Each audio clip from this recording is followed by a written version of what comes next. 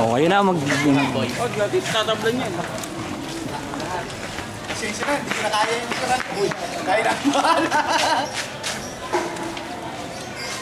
Ano, but 82. Father, may mga asin story ko. Kaya ito niyo. Ano ko? Hakot! Hakot!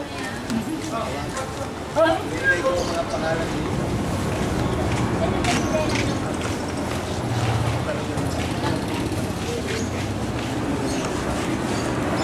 Oh, mga lalaki, buhat mo. Kasi ayaw na.